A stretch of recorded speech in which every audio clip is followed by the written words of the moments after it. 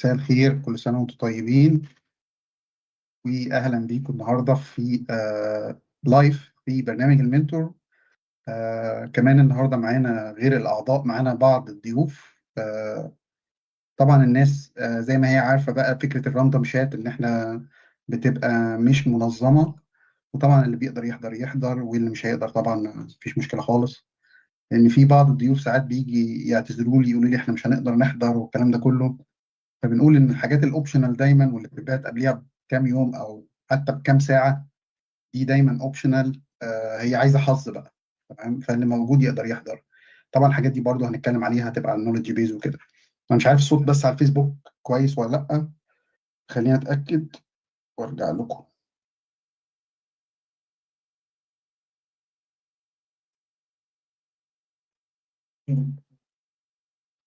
انا سامع نفسي على الفيسبوك، فاعتقد كده الدنيا كويسه ان شاء الله.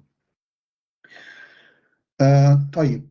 موضوع اللايف النهارده، امتى الشركه ما تقدرش تستغنى عنك، وهقول لكم الفكره جت ازاي، وانا هتكلم في ايه النهارده، وهتبقى طبعا نقاش مفتوح بيننا كلنا ان شاء الله. انا بس حابب اكد ان سواء لاعضاء المنتور او الجيست، الضيوف عندنا، ان اللايف او الميتنج ده لايف ده ناو اون ذا فيسبوك. وبالتالي الناس اللي مش حابه انها تتصور او تتسجل او صوتها يطلع، يبقى هستأذنها ان هي تسيب الميتنج، وممكن تتفرج على اللايف بعد كده على الفيسبوك. بس هي دي كانت الفكره في الكونسنت بس بتاع لكن احنا هيبقى دردشه. طيب، يعني اتمنى ان احنا يبقى اللايف انتر اكتف وندردش مع بعض. فخليني اجي لكم او اقول لكم فكره اللايف جت ازاي. انا كنت بتكلم مع حد في فكرة إزاي الشركة ما بتقدرش تستغنى عن ناس معينة وهكذا. ولقيت زي ما بيحصل دايما إن في مفاهيم مغلوطة عند ناس كتير. ولقيت الموضوع ده بيتكرر، أصبح باترن كده. الناس عندها انطباع إن اللي الشركة ما تقدرش تستغنى عنه هو الشخص اللي لو مش موجود الدنيا ما بتمشيش. فلقيت إن ده يعني خطأ فادح. وحسيت ان انا محتاج ان انا اعمل لايف اتكلم على الموضوع ده. فخليني اقول الفكره ازاي. نتخيل كده ان في عارفين اللي في الشغل، وبعدين تلاقي ان لو موظف معين او شخص شاطر جدا وبعدين غاب او مش موجود، فالشغل كله وقف. مفيش حد عارف يعمل حاجه. ليه؟ لان الشخص ده هو اللي يعني ايه، سوبر. فهو مكسر الدنيا. ف... فالدنيا وقفت. فاعتقاد الناس ان الشخص اللي هو السوبر ده، اللي هو لو مش موجود الدنيا بتقف، هو ده اللي الشركة يعني ما تقدرش تستغنى عنه. فخليني اسمع رأيكم كده، لو حد حابب يشارك، ايه رأيكم في الكلام ده؟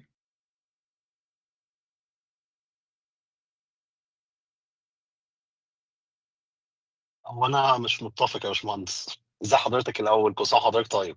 وانت طيب يا كريم. انا مبسوط جدا ان انا شايف حضرتك النهارده. للاسف كنت ربنا مشغول ما عرفتش احضر فعاليات كتير، بس ربنا جالي حظ النهارده ان انا احضر راندوم شات. فانا الحمد لله. مبسوط جدا ان انا مع حضرتك انا النهارده. مبسوط والله يا كريم، انت وحشنا جدا والله. والله يا ربنا يكرم حضرتك. الواحد كان مشغول الفتره اللي فاتت، ولا بس يهم، انا هيحاول عارف يرجع والله، باذن الله. انا عارف، انا عارف. حاول يرجع باذن الله. ان هو شاء ده الله. بيتنا. انا بالنسبه لي ده بقى بيتي يعني. وأنا احكي لحضرتك ازاي يعني. ربنا يكرم.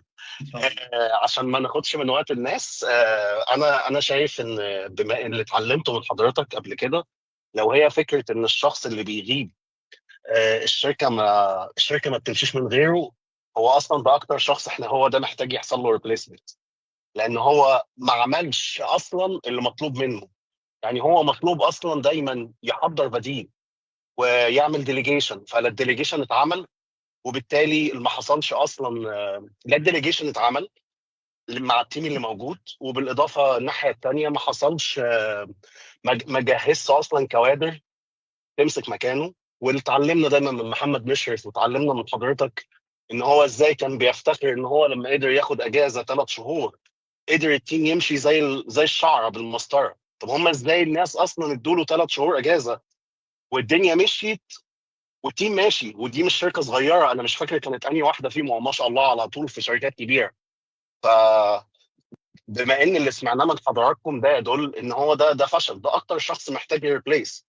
النقطه الثانيه، انا عندي تجربه عمليه يعني حاصله مع حد قريب مني، كان في نوع الشخص ده اللي هو حاطط كل حاجه في بوتقه واحده. هو طبعا للاسف هو كان بيزنس اونر وباع الشركه وفضل شغال فيها، وانا شايف ان ده ما كانش صح اصلا، بس هم خلوه لان عشان البرودكتيفيتي. ف sooner or later حصل له استبدال. ازاي حصل الاستبدال؟ لما حصل عليه اجماع ان هو مسبب مشاكل. فمهما كان مهما كان هو حقيقي تنين يعني كمجال، تنين يعني بيعمل اللي بيعمله 3 اشخاص في نفس المجال بتاعه. بس ستيل لما حصلت الشكاوي وجابوا HR انفستيجيشن من بره، حتى لان هو كان مصعد الموضوع ليجل، وثبتوا الكيس ومشي. ومين اللي مسك مكانه؟ مسكوا مكانه الشخص اللي زي ما حضرتك دايما كنت بتقول لنا، اللي بيمسك اصلا بوزيشن هو بيبقى جاهز له، مش هيجهز له. واللي حصل دي كيس حي على فكره وبزنس كبير. ومسك الشخص ده مكانه بحكم ايه؟ بحكم ان كان في 9 اشخاص هيمشوا. لما عرفوا من HR قالوا لهم لو فلان ده مسك مكان الفلان اللي ماشي ده كلنا هنقعد. فطبعا ده قوه تاثير زي ما حضرتك علمتنا، قوه تاثير رهيبه يعني. ف ده تعليقي بس على حضرتك قلته، وانا اسف لو طولت عليكم. لا لا خالص يا كريم، شكرا جدا شكرا جدا، ده ما شاء الله يعني ما شاء الله. طب اتفضل يا ايمن. مساء الفل يا باشمهندس، شكرا على الأمسية الجميلة ديت. ربنا يخليك. أنا حابب أناقش، يعني نرجع خطوة ورا، أناقش فكرة أصلا هل الشغل بيقف على حد ولا لأ؟ يعني أنا كنت قرأت حاجة صراحة وأنا ميال ليها، اللي هو فكرة يعني في مراحل معينة من تأسيس الشركات. في البدايات مثلا الشغل فعلا ممكن يقف عند حد بالمعنى إيه الحرفي. انما بعد كده في تطور البيزنس وفي في الديفلوبمنت بتاعه، لما يتحول لفكره بقى المؤسسيه وفريق العمل والتنظيم وكده، المفترض ان احنا دورنا ان احنا يعني نلغي النقطه دي. بس ستيل في ناس ممكن يكون زي ما نسميه مثلا بيلر في المكان، من اعمده المكان. بس هو فكرة إن هو يعني عمود أو حاجة أساسية في المكان، مش إن هو لا يمكن استبداله أو لا يمكن إن الشغل يعني يمشي بغيابه. لا، هو يعني هو ليه يعني كور كومبتنسز، يعني إن هو فعلا حاجة مؤثرة يعني. تمام. فهي بالظبط. الفكرة كلها يعني فكرة على حسب مرحلة البيزنس أو الشركة يعني. فعلا في البدايات لا. ويعني ده حاجة بنشوفها مثلا بعض الشركاء مثلا بيكون تكنيكال اكسبيرت، مثلا بيكون عنده كونكشن قوية، بيقدر يريز الفند، بيقدر بشكل ما أو آخر فعلا بيكون بالعمود الحرفي، لما بيتشال التمبلت بيقع. تمام. تمام. لكن احنا بقى واجبنا مثلا مع التطور والنمو ان احنا ايه، نحاول نتحول لشغل مؤسسي، بحيث المدير المدير يعني هو زيه زي الايه، حاجه من بعيد، حط القواعد، حط الهيكليه، حط النظام، حط السيستم معين، بيلد سيستم معين. فخلاص السيستم ده قادر ان هو يحصل له سيلف مانجمنت، فهو ممكن يغيب عادي. وحتى يعني كان الشخص اللي بيتكلم عن النقطه ديت، اللي هو فكره ديت، ده مقياس مهم جدا. يعني هو حد كونسلتنت يعني، فبقول انا اول ما بيجي لي حد بقول له انت تقدر تغيب عن الشغل قد ايه؟ لو قال لي ما اقدرش اغيب مثلا غير يومين ثلاثه بالكتير، بقول له لا، انت محتاج خلاص، انت كده مش هتنفع معايا. لا، انت لازم تغيب مثلا على الاقل خالص اسبوع، 10 ايام. وكان مستلهم الفكره من فورد، اللي هو مؤسس شركه فورد نفسها، ان هو تقريبا جمع المدراء بتوع الشركه يعني وطلع رحله. ولمده اسبوع، ورجع عامل زي تقييم اداء وشاف الفرق او الادارات المختلفه والاقسام المختلفه، والقسم بتاعه الاداء بتاعه حصل فيه يعني significant drop، تقريبا رفضه او مشاه تقريبا. بس هي دي البوينت اللي كنت عاوز اشارك فيها. شكرا جدا يا ايمن، شكرا جدا. مصطفى اتفضل. مصطفى طاهر. مساء الخير. مساء الفل. هو أنا مش هقول كلام مختلف قوي عن اللي اتقال، بس أنا بس حابب أضيف زاوية تانية أو بعد مختلف. في شركات كتير بتبقى قايمة على فكرة إن الناس بتبقى شغالة فيها فترات، أو الناس بتبقى شغالة فيها بير بروجكت مثلا. فأنا لو لقيت واحد ماشي بالمبدأ بتاعي اللي هو تنين، ولما بيجي يمشي الشركة بتخسر كتير، ده اول واحد انا هبقى خايف منه، لان انا عارف ان مجرد ما هو هيمشي الدنيا هتبوظ. فلو انا عاوز احافظ على البيزنس بتاعي على اللونج تيرم، هحتاج ان انا اخد بالي جدا من الناس دي، علشان خاطر من ما هيجي انا عارف ان في دروب هيحصل لما يجي يمشي. فبالتالي هحاول ان هو ما يبقاش موجود، يا اما هحاول ان هو يبقى متحجم، او ان هو يبقى يعني مظبطين الموضوع بحيث ان هو ما يبقاش لما يمشي الدنيا تبوظ. فده هيبقى اكتر شخص الواحد هيقلق منه، فبالتالي الواحد هياخد موقف دفاعي تجاهه. فالواحد ليه يحط نفسه في موقف ان هو يبقى دفاعي، او يعني ليه يحط نفسه في موقف ان اللي قدامه يبقى عاوز يدافع عن نفسه منه؟ فدي النقطة اللي انا كنت حابب اضيفها. شكرا جدا يا مصطفى. طيب خليني اخد كريم عبد الرحمن من الضيوف. اتفضل كريم برضه. مساء الخير يا باشمهندس. انا مساء النور. هو انت حضرتك طرحت السؤال امتى الشركه ما تقدرش تستغنى عنك. انا هجاوب على السؤال ده بسؤال: ليه الشركه تستغنى عنك؟ ايه تكلفه الاستغناء ده؟ يعني اشهر حاجه بالنسبه للاستغناء عن الموظفين في الشركات هو ان انا اقلل التكلفه. ده يطرح سؤال من الموظف للشركه: ايه تكلفتي على الشركه؟ مثلا هي هل تكلفه سالري بس، ولا هل تكلفه ان انا عبء على ثقافه الشركه؟ مثلا ان انا زي ما بيقولوا في مصر الدقه قديمه ممانع للتطوير. تمام. بس خلي بالك يا مصطفى، يا كريم، انت الدايركشن تمام، الكلام اللي انت بتقوله جميل جدا، بس ده حتة تانية فممكن يعمل تشتت للنقطة اللي احنا بنتناقش فيها. فشكرا جدا، خليك بس معانا. تمام. اسمع محمد حضرتك الدين، اتفضل. السلام عليكم. السلام.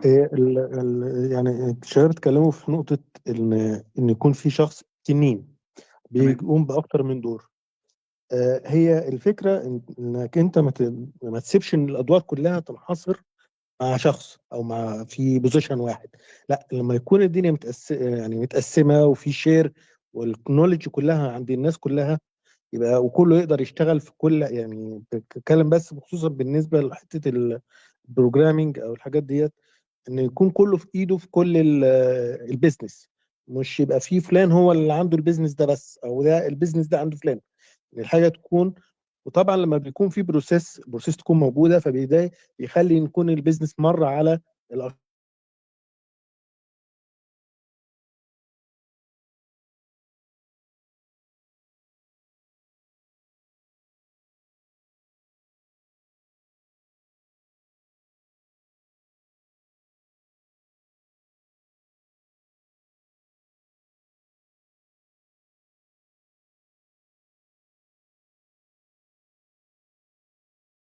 ده بيفرق. تمام، شكرا جزيلا. خلينا ناخد مصطفى. انا يا باشمهندس. اتفضل. مساء الخير يا باشمهندس. وانا عندي برضو نقطه. انا يعني انا دخلت متاخر تقريبا 7 دقائق، بس فهمت الموضوع الحمد لله. انا تقريبا الشركه ما تقدرش تستغنى عن الباشمهندسين او عن الموظفين. انا من اعتقادي في نقطتين، يعني ان هو بيقدم قيمه حقيقيه للشركه. تاني نقطه ان هو دايما بيطور من نفسه. آه، في موضوع تاني اللي هو يعني هو ممكن يكون هو اللي هيمشي من المكان بعد كده في حالة ان هو ما لقاش تقدير، بس ده من اعتقادي يعني لو الشركه ما مثلا ما قدرتوش سواء في ترقيه، سواء في مثلا في فاليو كمرتب، سواء في حاجه تانية، انما ما تقدرش تستغنى عنه. انا بالنسبه لي يعني او رايي ان هو دايما بيطور من نفسه وبيأدي قيمه حقيقيه للشركه. وشكرا. شكرا جدا يا مصطفى. خلينا ناخد عمر. مساء الخير يا باشمهندس. نور.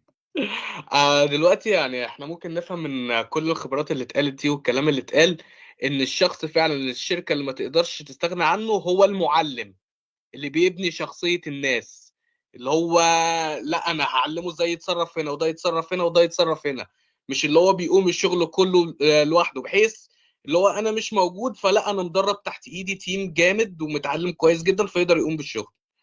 شكرا يا باشمهندس. شكرا جدا. طيب ما شاء الله التعليقات كلها قوية جدا وجميلة، وهو ده اللي هبتدي منه. زي ما انت قلته بالظبط، انا هكمل بس واخد الحتة دي. الشخص اللي الشركة ما تقدرش تستغنى عنه مش التنين المجنح اللي هو بيعمل 100,000 حاجة، ولكن الشخص اللي في عدم وجوده الشركة بتمشي عادي.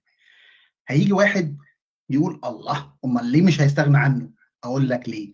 لان في ناس بتبقى رؤيتها بصه تحت رجليها. يعني مثلا يقول لك ايه، ما انا لو عملت كده هيتم استبدالي. لا، ليه بقى؟ هو ده السؤال. يعني انت مثلا الشخص اللي الشركه بتفضل انها ما تقدرش تستغنى عنه او هو ده اللي عايزاه، هو الشخص اللي زي ما قلت لك غيابه ما بيأثرش على المكان، بالعكس. وده مش هيجي غير من حاجه. ايه هيجي ازاي؟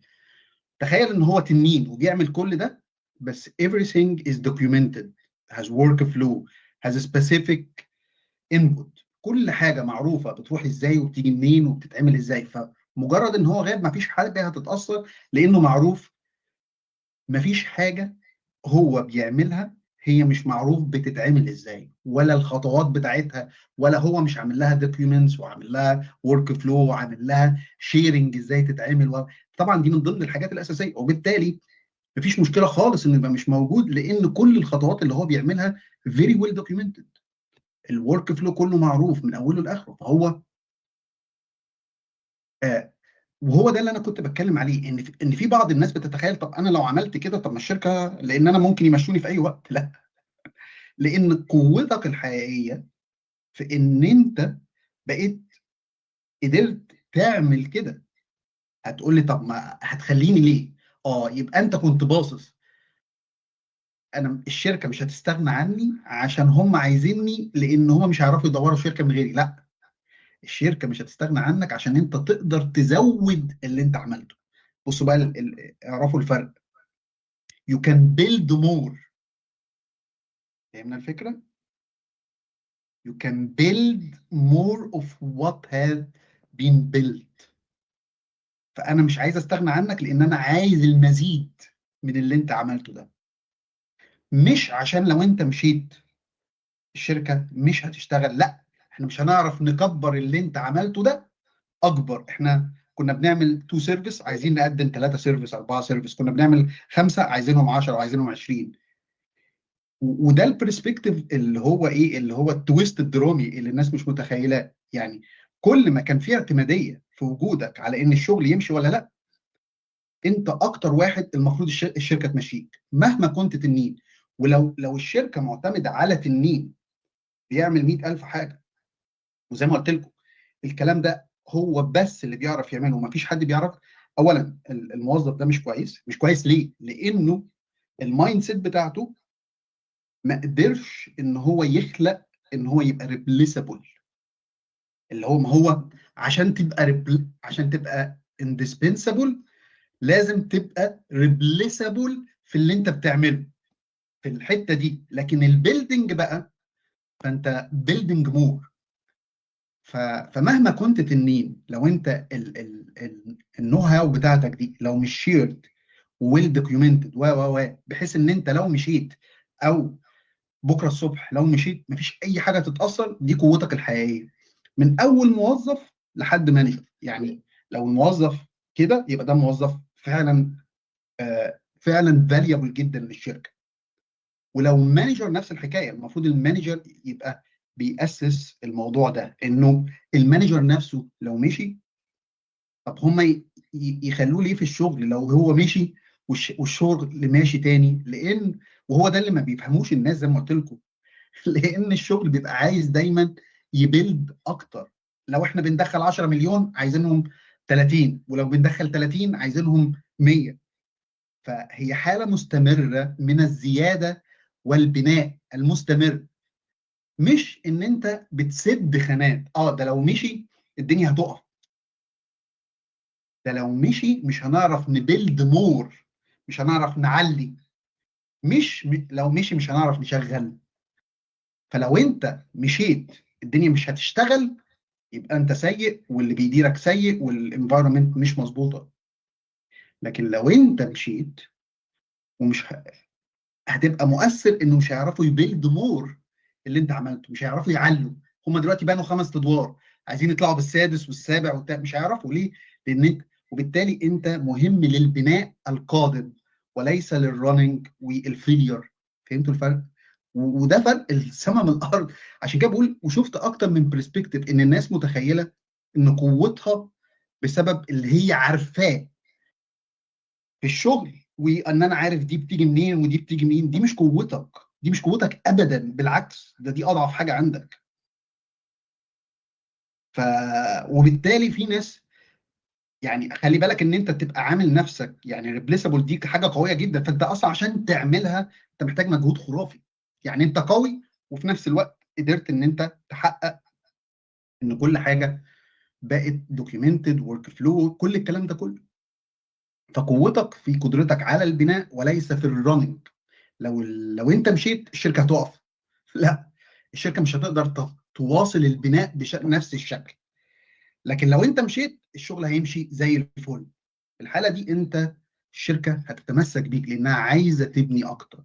وهو ده المايند سيت اللي الناس للاسف، انا اتكلمت مع ناس كتير جدا يقولوا لي متخيلين ان هو واحد عمل مش عارف ايه فهو الشركه مش هتقدر. انا بالعكس، انا لو رحت ولقيت ان في حد كده في مكان، ده اول واحد لازم امشيه، اول واحد لازم امشيه. لان هو الشخص ده عارفين ده لو مشي ايه اللي يحصل؟ البيزنس يقع، صح؟ اللي هو الدنيا كلها مبنيه عليه، لو مشي البيزنس يقع. لكن الصح بقى لو شخص صح بجد، لو مشي البيزنس ما يكبرش مش يقع.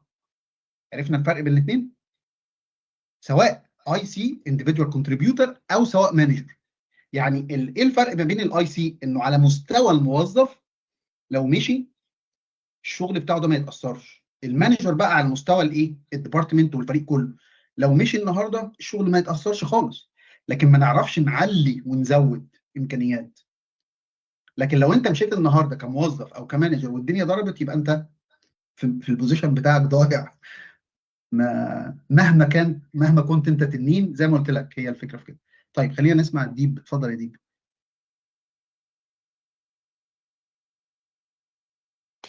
سوري، انا نسيت الهاند بس. اوكي، خلينا نسمع بالترتيب. محمد، ايمن محمد، اتفضل. أنا كنت يعني هبص للنقطة اللي حضرتك طرحتها بفكرة اللي هو فكرة إن أنا بنيت سيستم وإن غيابي مش هيبقى مؤثر. تمام. من حيث برضه إيه حاجة بتحصل مثلا بعض، يعني مثلا إيه إحنا الناس أصحاب الأسر يعني، أو الناس اللي متجوزة وعندها أسر وشغلها مثلا أحيانا بيبقى أوقاتها كتير وعندها جزء من تطوير نفسها، احيانا بتشتكي من قله قعدها مثلا مع الاسره وكده. تساله مثلا بتعمل ايه مع الاولاد مع الاسره الدنيا ديت، فيقول لك والله انا ما عنديش وقت. هي نفس القصه. انت برضو يعني ايه، لو بصيت لها من حيث بيزنس وانت عملت سيستم كويس، فانت مش محتاج اصلا تعمل مايكرو مانجمنت، انت هتبص على حاجات هاي ليفل. فهيبقى الوقت الصغير اللي انت بتقضيه ده فوكس على حاجات معينه، بتعمل بعد انساني اكتر منه من بعد اداري.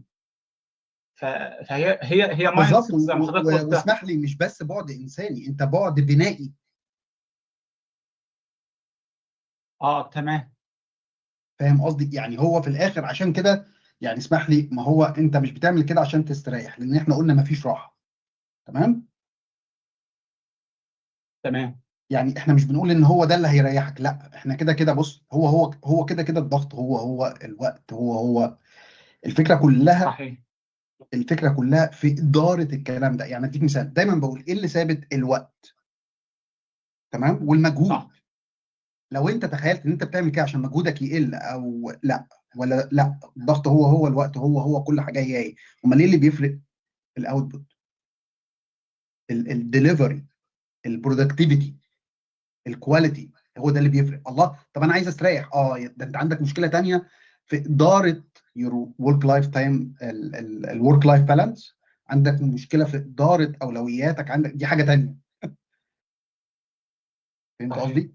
ف... فلا، هو الوقت كده ثابت والضغط ثابت، وبالتالي انت ادارتك لحياتك لازم تكون بتمر بمراحل، ان انا عندي وقت البريك، عندي الريست بتاعي، عندي الحاجات دي كلها.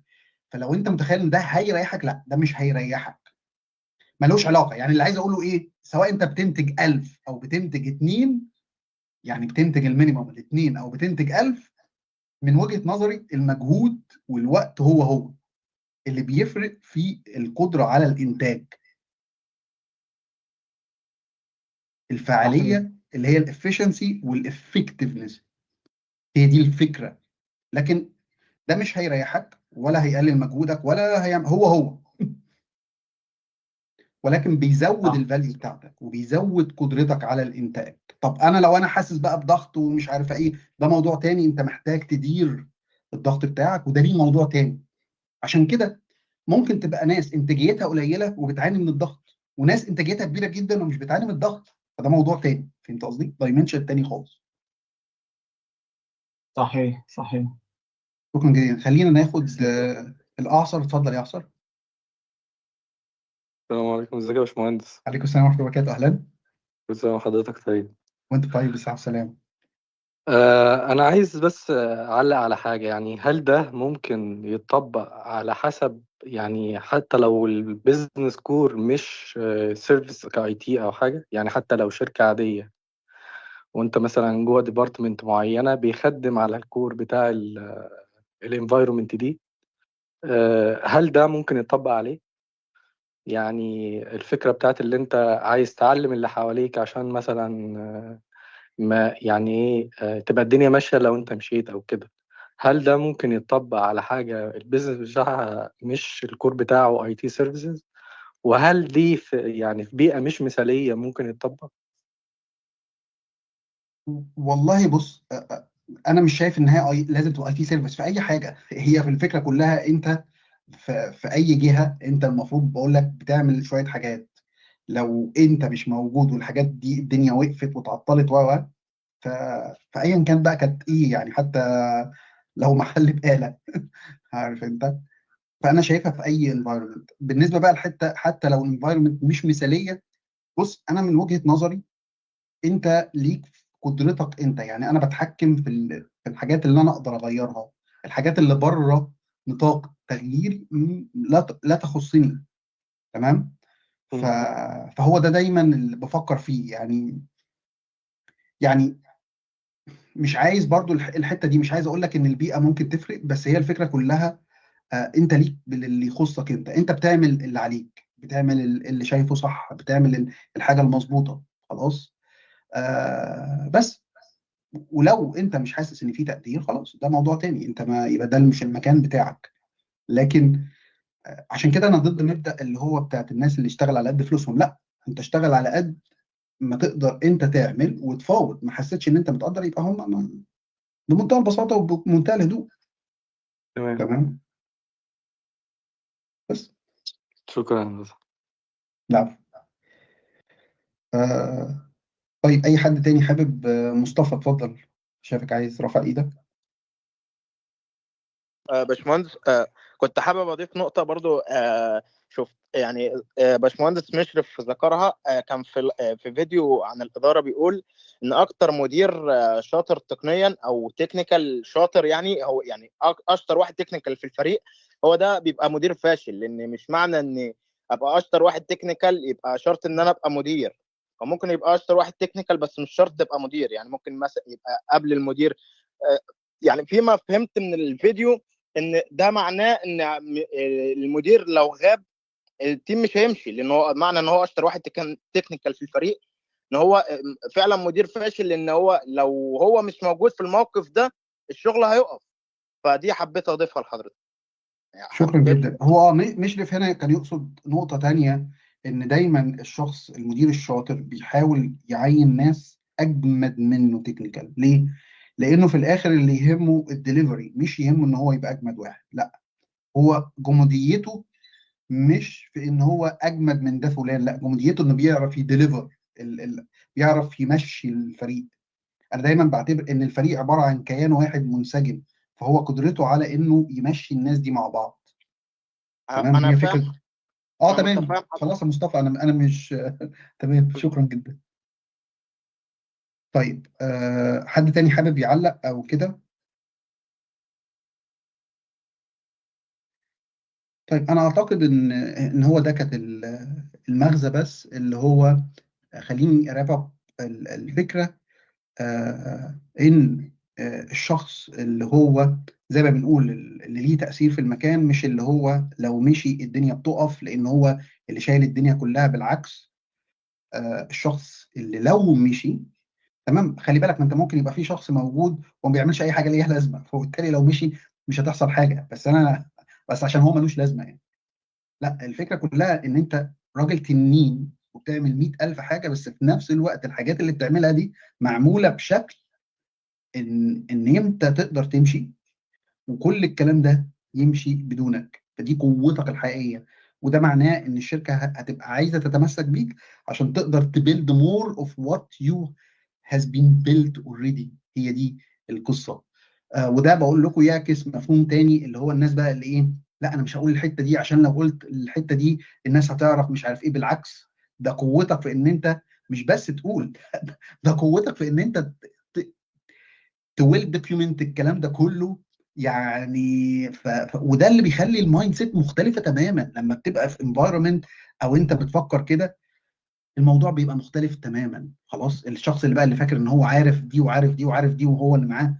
عشان كده بقول لكم ده ما بيحصلش غير في الانفايرمنت السيئه جدا، والمايند سيت بتاعت الشخص سيئه. المدير، الانفايرمنت كلها لو بتمشي بالشكل ده كلها سيئه. عشان كده انا لو رحت في مكان ولقيت ان في حد كده، ده اول واحد انا همشيه. اول واحد همشيه. اتفضل يا امين. تمام. كنت لسه هقول لحضرتك، يعني حضرتك اكيد تقصد ان يكون الانفايرمنت او الاداره نفسها بتدور على الفاليو بتاعت الاشخاص، وعارفه قيمه ان هو ريبليسابل بس اسينشال. لان في احيانا المايند سيت بتاعت الاداره مثلا هو يقول لك ايه، هو مش هو ريبليسابل، ونعمل كوست ريدكشن، خلاص نشيله ونجيب مثلا ايه، نشيل السناير ونجيب الجناير عشان ايه، نفك السينيور بثلاثه جينيور ونعمل ريديوس للكوست يعني. ونقطه حقيقيه حضرتك برضو يعني ذكرتها، ان فكره ان الشخص يكون فعلا حقيقي عارف ان هو ريبليسابل، وان هو عنده نقط قوه حقيقيه، مش عايش في الوهم. هي تبقى طبعا هي حقيقه مرة، بس الحقيقه المرة احسن بكتير جدا من الوهم ايه المعسل. بالظبط. ما هو بقول لك الشخص اللي بيقنع نفسه بقى ان هو لا، وان هو جامد، وان هم، ما هو لو انت جامد هم مش هيقدروا يمشوك. ومش هيقدروا يمشوك مش معناه ان هو لا، معناه ان انت زي ما قلت لك انا ماشي واحد هو بيبيلد الحاجات دي. عشان كده بقول لك انت مش هتمشي عشان اللي انت تقدر هتعمله، مش اللي عملته. انت وريتهم اللي انت عملته فانت هتعمله، لكن انت مش هقدر امشيك عشان لو مشيت الدنيا هتقع. يبقى انت مش كويس اصلا. واللي سابك ان انت تبقى موجود عشان لما تمشي الدنيا تقع هو مش كويس. وعشان كده انا شفت مشاريع بملايين يا جماعه، بملايين مش عارف مين، برضه كنت بتكلم معاه برضه حد في المنتور وبتكلم، قال لي بس ده يعني ده لو ده المشروع ده مش عارف يتكلم كام، والشخص ده ومشروع يعني كان بيتكلم في ارقام صغيره. يعني الواحد شاف ده البيزنس يقوم شايل برانش كل ده يترمي. فهي الفكره تاني يعني هي دي لما بيقول لك الشغل ما بيقفش على حد. ما بيقفش على حد في ايه؟ هي دي الكلمه. يعني ايه ما بيقفش على حد؟ ما بيقفش على حد انه يرن. ان الشغل ما ينفعش انه يقف على حد انه يرن.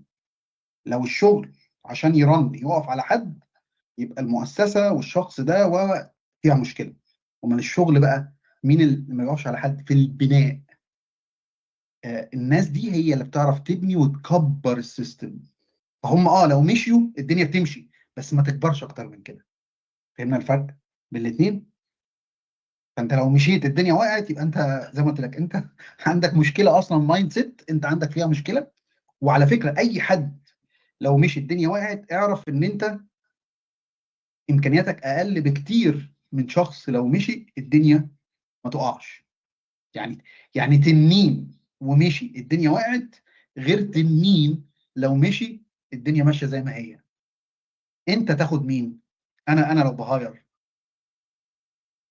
انا بقول لك التنين اللي هو لو مشي والدنيا وقعت ده انا اصلا ما اجيبوش، ده انا لو جيت امشيه. فانا اللي يهمني انه قبل ما يبقى تنين، ان هو لو مشي الدنيا ما تقعش. فدي اهم. وعشان كده انت لو انت تنين ولو مشيت الدنيا بتقع، ما بتعرفش تسيب الدنيا وراك ما تقعش، يبقى انت اصلا زي ما قلت لك يعني ايه ضعيف جدا. لان انت ما تعرفش يعني ايه تبقى تنين وتسيب الدنيا تمشي اكنك موجود. انت ما تعرفش تعملها. ليه؟ لان انت ما عملتهاش.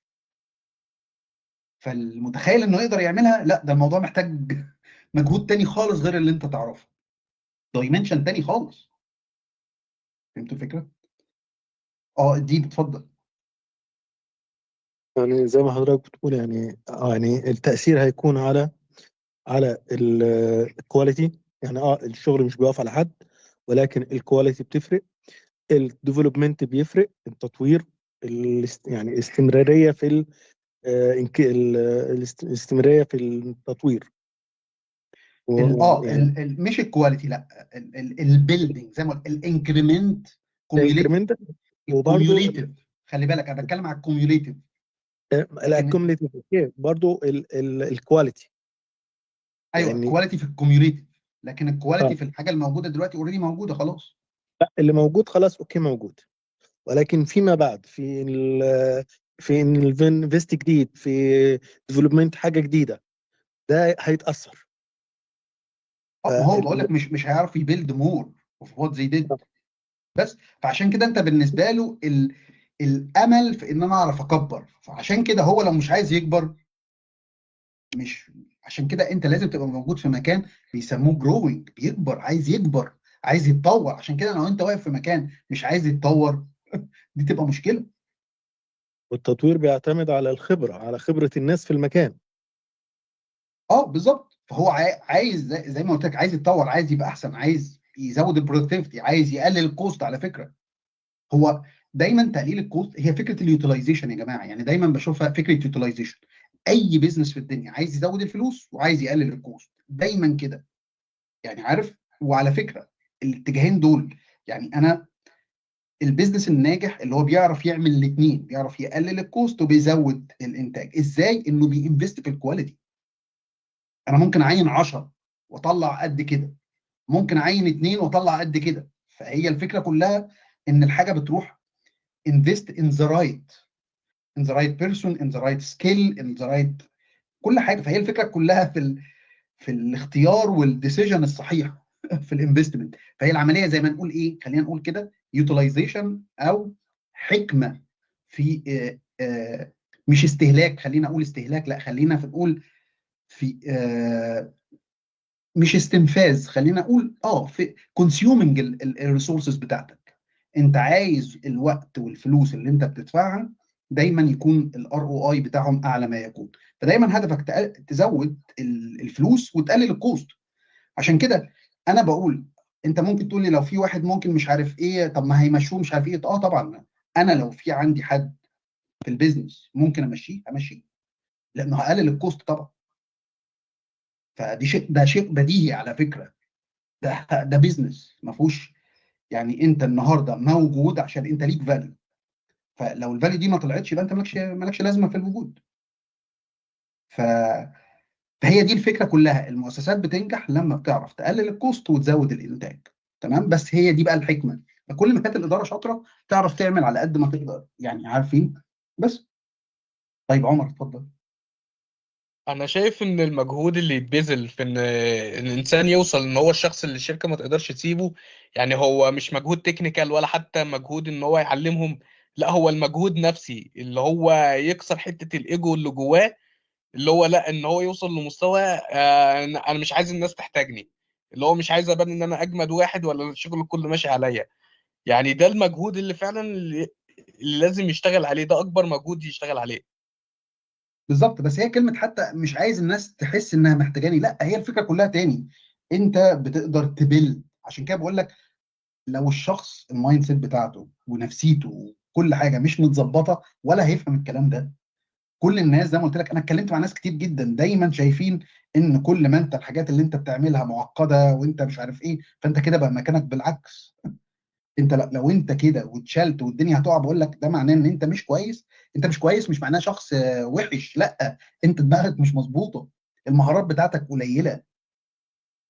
الناس الجامده لما بتمشي بتسيب وراها السيستم، ما بيتاثرش. دي الناس الجامده اللي انا هعمل لها هاير. فانت لو انت مش بتعمل كده خلي بالك. وانا قلت في حاجه، الادراك حاجه صعبه، يعني ادراك المهاره يعني في فرق ان انت تبقى فاهم ان انت المفروض تعمل كده، عارف انت، عشان بقى تكتسب المهاره دي محتاجه سنين. ان ازاي انت لما تمشي دايما يبقى البوزيشن بتاعك ما يقعش. دي حاجه محتاجه حاجات كتير قوي تشتغل عليها. وبالتالي زي ما قلت كده سواقه العربيه، فانت مش مجرد ان انت فهمت هتلاقي نفسك بتعمل، لا ده انت دي يعني ده محتاجه تجارب، وان انت تفهم ازاي وتاخد فيدباك وهكذا. عشان كده بقول دايما في ناس بتتخيل انت مش مجرد فهمت فهتروح زي الجيم كده، انت فهمت ان الباي او العضلات بتتعمل كده، فانت هتخش هتقوم عامل كده هتبص العضله طلعت. لا، ده محتاجه وقت عشان يحصل ريلايزيشن للمعنى العميق للموضوع. وبالتالي لو انت بص على نفسك، لو انت راجل جامد قوي، انا بكلامي للناس اللي شايفين نفسهم تنانين، بص على نفسك وانت راجل جامد قوي. لو انت مشيت النهارده الدنيا وقعت، انت محتاج تشتغل على نفسك ان انت تبقى زي ما قلت لك كده، تقدر تعمل حاجات ان انت تعمل كده. طب هتقول الشركه ما بتدينيش، ما هي لما انت تعمل كده هتعرف تتفاوض. ده موضوع تاني بقى في النيجوشيشن، ده حاجه كبيره تانيه بقى. انت عايز تتعلم نيجوشيشن وده موضوع تاني يعني. ايمن اتفضل. وانا بس كنت حابب اعقب على اتفضل. الجمله اللي قالها تقريبا عمر. كان بيتكلم ان احيانا برضه الانسان بيبقى عنده ايجو، ان هو ايه فكره ان هو انا ما يقدرش حد يستغنى عني، انا جامد. انا الاحساس ده حسيته من فتره. وكنت فعلا حقيقي يعني كانت الناس معتمد عليا في مكان كنت بشتغل فيه. بحس ان اي حاجه، اي مشكله، مثلا كنت شغال في معمل، فكان اي حاجه بتحصل في الاجهزه او حاجه فين ايمن. كنت ببقى غايب في البيت، يتصلوا بيا عشان يحلوا المشاكل. انا مثلا لو رحت مثلا في اي مثلا رحت مكان تاني او حاجه، ينتظروني لحد ما اجي احل المشكله. فصراحه كان الموضوع طبعا فيه ايجو كبير، يعني هو تحدي صعب يعني. وانا كمان يعني طبعا كان مكان حكومي، فالكالتشر بتاعت يعني العمل المؤسسي وكده مش موجوده بالشكل الكافي يعني. فصراحه انا اللي خدت الانيشيتيف يعني، وبدات انا احاول اخلي الناس هي اللي تعالوا يا جماعه، يقولوا عاوزينك مثلا تعمل كذا. طب تعالي امسكي مثلا، اعملي مثلا على مثلا جهاز، اعملي انا واقف اهو جنبك اهو، اعملي انت عاوزاه. بشجعهم. كان الناس خايفه جدا. ليه خايفه؟ يعمل غلط، يحصل مشكله، حاجات بقى بتاعت الحكومه وكده. قلت له يا جماعه، ما انت لازم، انت هتفضل طول عمرك خايف يعني، مش هتوصل. انت يعني ايه، حاولت ايه، كنت بحاول اوفر لهم زي بيئه امنه كده، زي سيميوليشن بسيط يعني، اوجههم من بعيد واحده واحده. طبعا الموضوع خد مني وقت كبير ومجهود كبير، يعني انت اصلا تحاول تغير قناعه الناس ده شيء صعب، وانك ايه تحاول بقى توجههم. وفعلا لحد ما فجأة يعني مثلا الموضوع خد شهور تقريبا، لحد ما هم الناس انا بقيت قاعد بشرب نسكافيه والناس خلاص بتقوم بنفس الشغل. فاهمني ازاي؟ فصراحه فكره انك تتغلب على الايجو دي فكره صعبه مش سهله خالص يعني.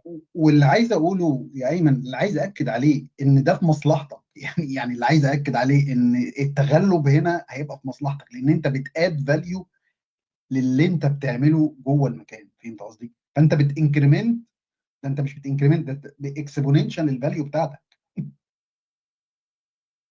عشان كده اللي ما بيقدرش يعني يتغلب على الايجو ده هو بيخسر. هو ده اللي بتكلم فيه. فعشان كده باكد عليها تاني.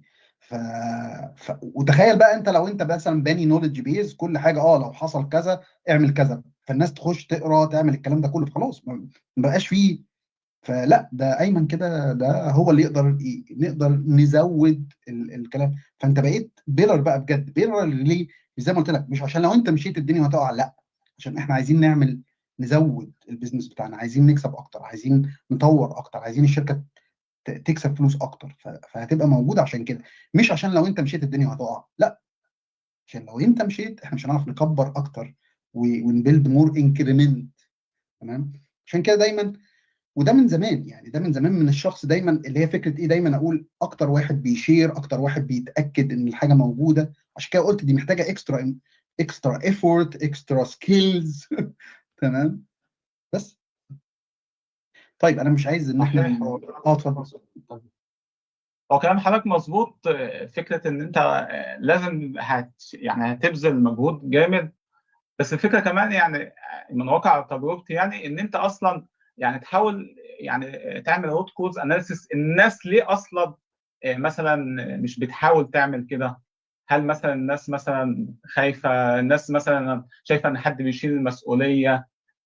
انت تحاول تشوف برضه ايه، تعمل اويرنس للناس وتشجعهم. واعتقد ان انت في اوقات كتيره انت اللي لازم تكون راجل بتاخد الانشيتيف. يعني ما تستناش برضه ايه ان حد مثلا، ان مثلا مديرك الاعلى مثلا او كده يطلب منك، لا، ان انت لازم تترين الناس او تشير النولج معاهم.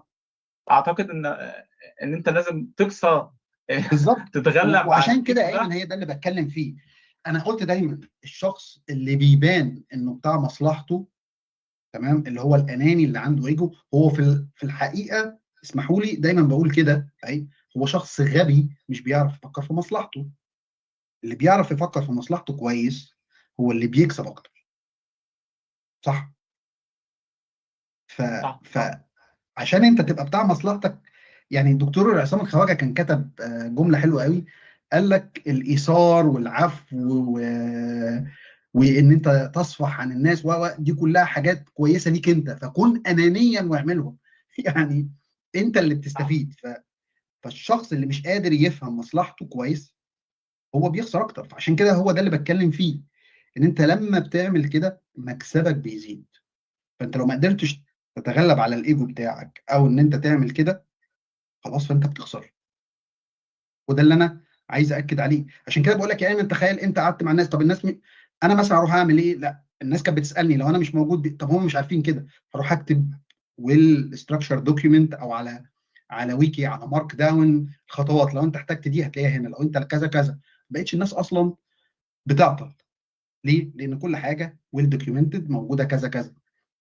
طب انا بعملها عشان الناس في الاخر تسقف لي وتقول لي الله انت جامد، انت مش عارف ايه. لا، الفكره مش في كده. تاني، الفكره انت بتزود الفاليو بتاعتك، انت بتديليفر. هي دي الفكره. عشان كده بقول لك الموضوع مايند سيت وطريقه تفكير مختلفه تماما. عشان كده بقول لكم تاني لقيت ناس كتيره بتتكلم فاهمه الموضوع غلط خالص. لو ايمن، لو عايز تضيف حاجه تاني اتفضل. لا، انا كنت بقول لحضرتك صح يعني فعلا. بالانس يعني محتاج مجهود ومحتاج، اعتقد ان هو محتاج وعي ذاتي كبير بالظبط الانسان بالظبط. يقف. عشان كده بقول لك لما تتعلم صح وتفكر في مصلحتك صح، تكسب اكتر وتكسب اللي قدامك اكتر. صحيح. لكن الشخص الاناني الغبي مكسبه دايما اقل من الاناني الذكي. الاناني الذكي بيفكر في مصلحه اللي قدام، لان دايما مصلحته مرتبطه بمصلحه اللي قدامه. طيب، في حد كان رافع ايده، نور الدين، اتفضل. مساء الفل، زي حضرتك يا هندسة؟ يا رب تكون بخير. مساء النور. هندسة، كنت حابب أضيف حاجة، إن أنا برضو في شغلي يعني ساعات ببقى بحس نفسي ان انا احسن من ناس كتيره في شغلي، تمام. بس الفكره ان انا بحس ان انا برضو لازم اشارك معاهم نوليدج، بحيث ان احنا يبقى التيم كله تقريبا يبقى في عنده ايكواليتي في البرفورمانس، وان احنا نعلى مع بعض. حتى برضو الحاجه دي يعني بحسها ان هي بتزيد لي نوليدج وخبره، وبنفس الوقت بتوفر لي فرص عمل قدام. يعني في ناس ببقى شغال معاها، ببقى بخلي الحاجه مثلا ويل دوكيومنتد كويس جدا، فهم بيبقوا عارفين ان النور ده جامد هيسهل علينا الشغل، فلما بيروحوا مكان تاني فبيعملوا لي ريكومنديشن ان انا ابقى في المكان ده معاهم، بحيث يعني بحس ان الفرصه بتاعتي بتبقى اكبر بكتير لما بظهر نفسي قدام الناس، ولما بشارك معلوماتي معاهم. فبس حبيت اضيف النقطه دي ان شكرا. هي برضه بتساعدك. شكرا اه جدا. طبعا، شكرا يا نور. هو زي ما قلت، واسمحوا لي اعذروني على كلمه غبي، انا مش بحق يعني، انا ما بعرفش الاقي يعني، انا كل اللي عايز اقوله بس التاني اللي مش بيعرف يفكر في مصلحته بشكل براجماتي مظبوط دايما بتبقى خسارته. يعني زي ما قلت لك، ما انت ممكن بتعمل كده وتنين وكل حاجه وبتكسب، بس انت لو فكرت ببراجماتيه هتكسب اكتر. عشان كده بقول لك تاني، الشخص المتوازن اللي بيعرف يفكر بيكسب اكتر. طيب حد تاني، كان في حد تاني رفع ايده، او حد يقول اي حاجه؟ لو سمحت اتفضلي يا زينب. السيد، عايز أسألك يعني عشان أنا ما يعني الشخص اللي ما يستغنى عنه حد، عشان يبطل يكون كده لازم يشارك المعلومات. يعني يعلم ناس، مثلا أعلم ناس الفريق، أعلم الناس اللي تحتي كده كده سليم صح؟ طيب هل في حاجات تانية يفضل أعملها أو ما أعملهاش عشان ما أكونش الشخص ده يعني؟ طيب خليني بس أأكد يا زينب، احنا مش بنتكلم ان هي دي الميزة الوحيدة في ان الشخص، انا كنت بحاول ألقي الضوء على جانب من الحاجات المهمة، خلاص، اللي هو ان الناس بتبص الموضوع ده، يعني مش هي دي دايما. انا عايز بس أأكد ان الناس ما تاخدش ان الحاجة دي هي دي اللي هتخلينا، لا، ولا فكرة.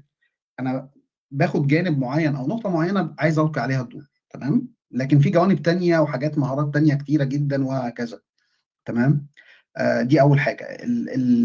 بالنسبه بقى لاجابه سؤالك يا زينب، حاجات ممكن تعمليها، كل اللي عايز اقوله ان ما تخليش ان في حاجه لو انت مش موجوده ما ينفعش تتعمل من غيرك. ازاي بقى؟ دي مسؤوليتك انت بس. لو عشان كده بقول لك تاني، ممكن واحد يجي يقول لا، ما انا قايل لهم، ما انا مش عارف ايه، براحتك، انت عيش براحتك.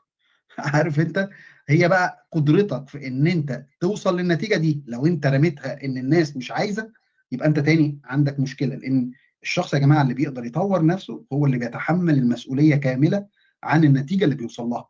ما بيلومش حد، ولكن دايما بيشوف هو ايه اللي كان يقدر يعمله عشان يقدر يوصل للنتيجه دي.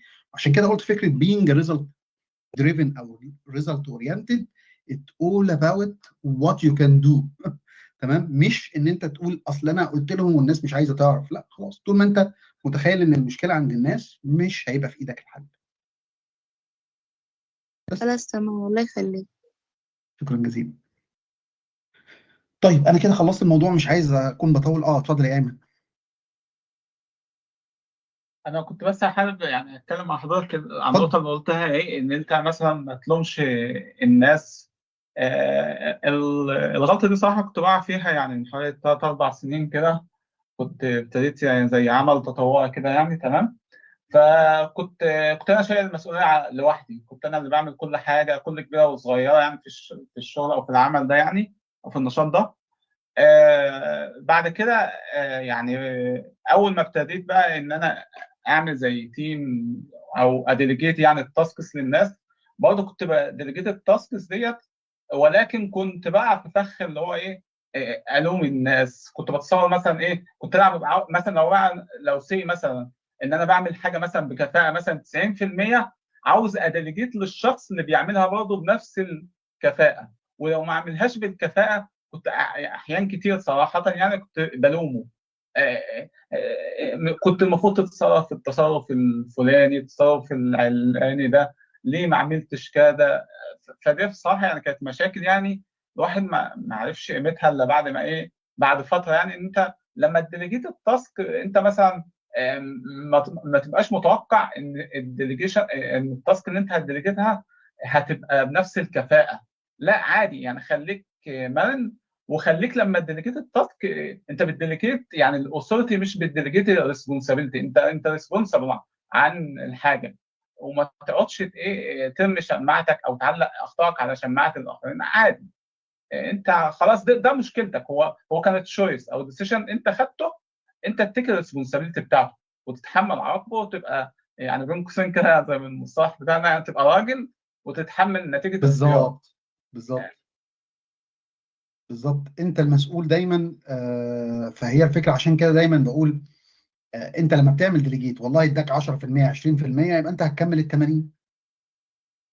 اداك 40% 50، يبقى انت هتكمل ال 50.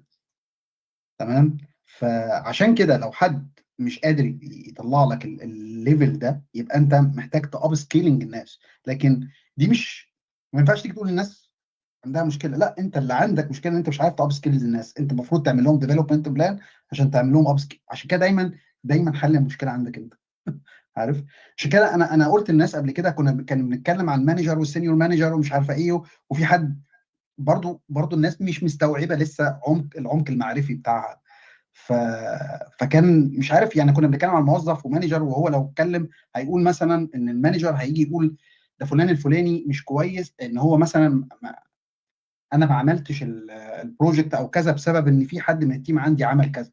قلت لهم لو انا بمانج سينيور مانجر ومعايا مانجر وجي قال لي ان الدليفري اتاخر بسبب واحد، يبقى هو اصلا ضايع.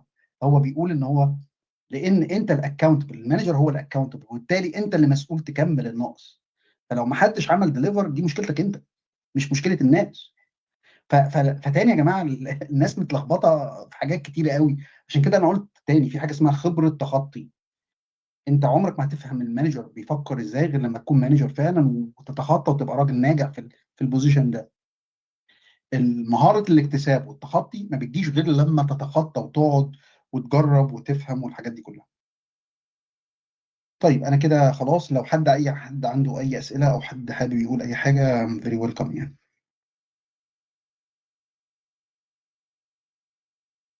طيب تمام. عمر اتفضل قبل ما نمشي.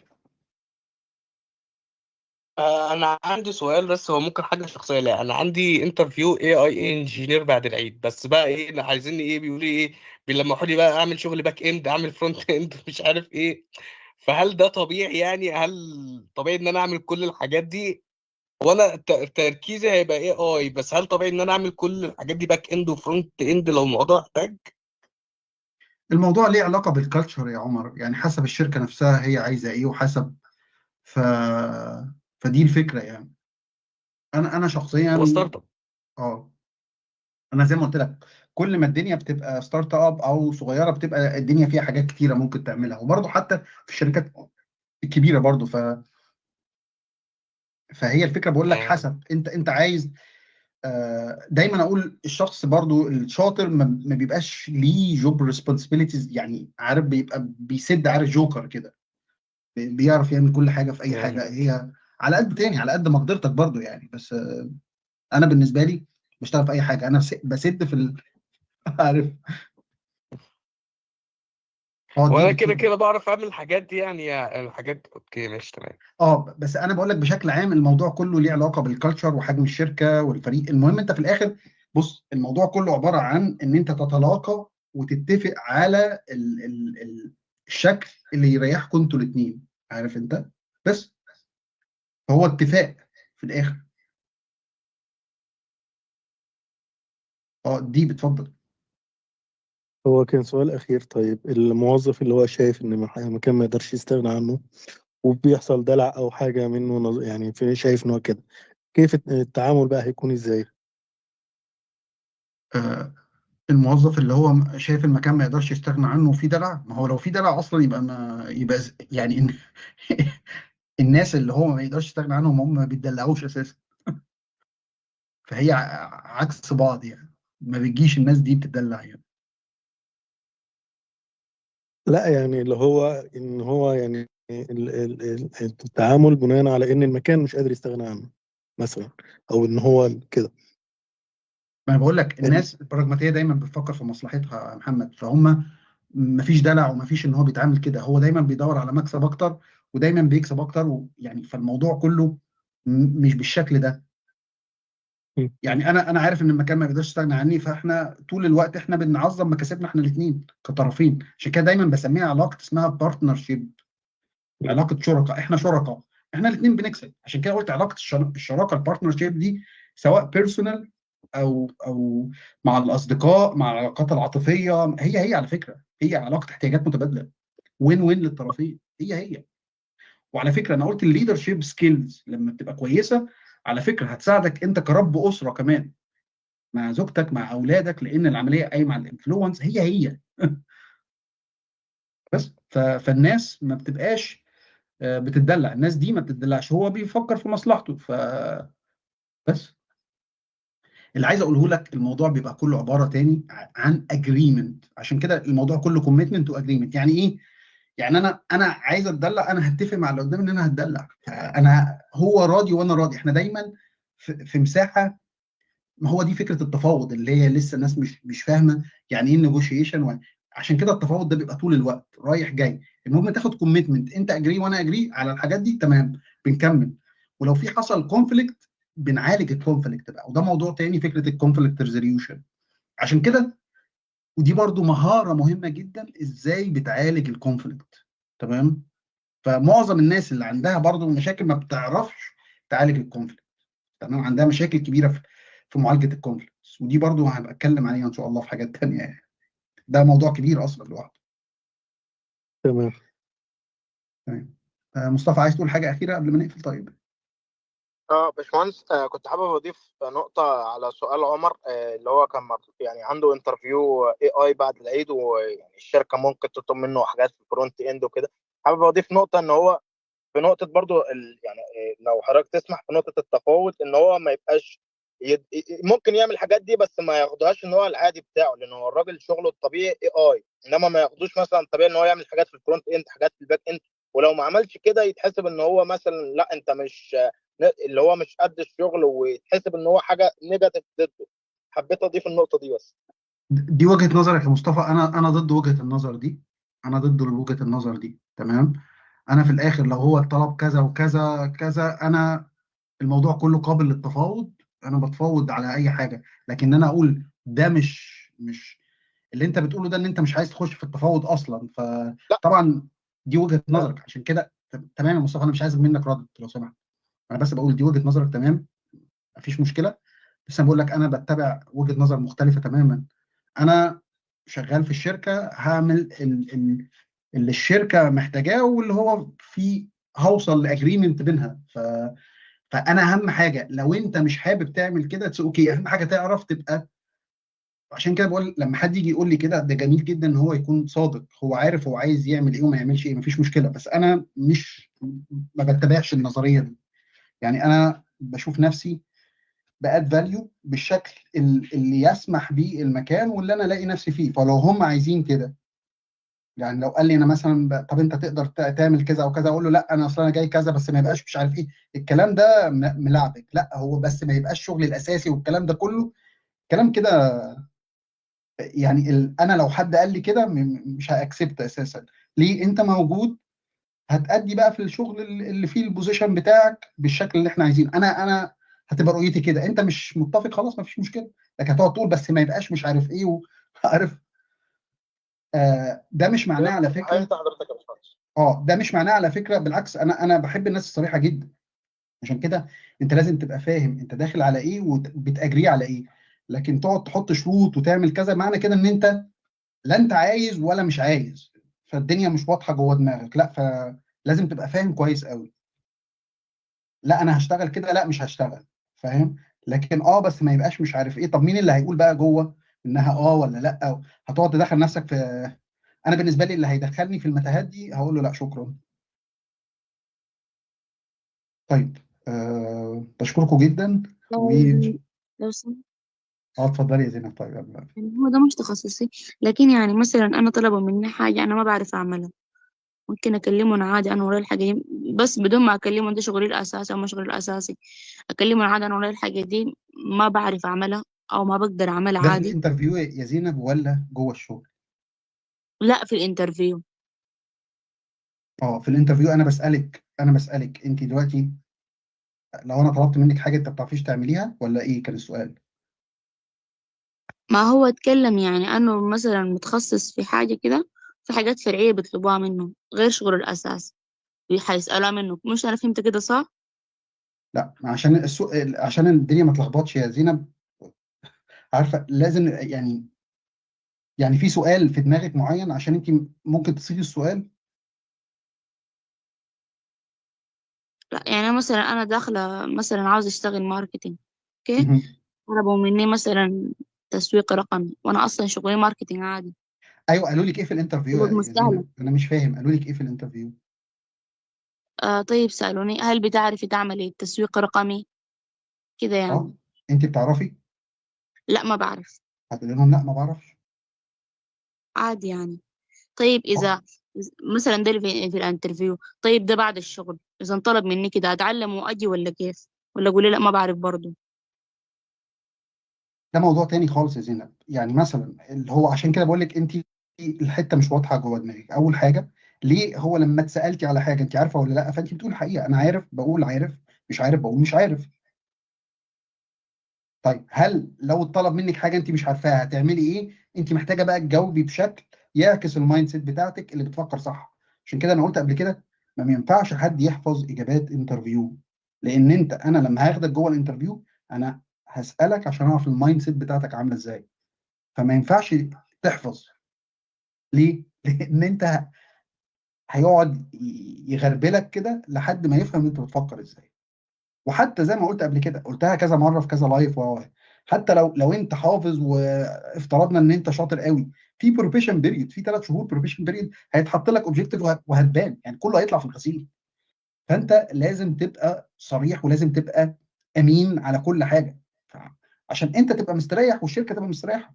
انت بتدور على شريك، الشغل زي شريك الحياه، انت بتدور على حد تعرف تشاركه، تعرف تعيش معاه. تمام. طيب خلاص خلاص أوكي عشان شكرا.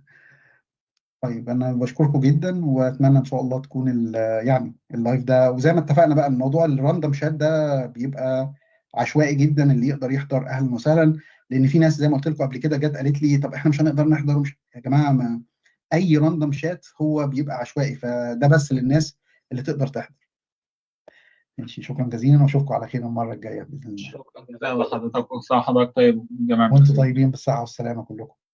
سلام شكرا يا طيب. هندسة، بارك الله سلام. فيك. الله يخليك. شكرا جزيلا يا باشمهندس، كل سنة وحضرتك طيب. وانتم طيبين بالصحه والسلامه. كل سنة مع السلامه. وحضراتكم طيبين. السلام.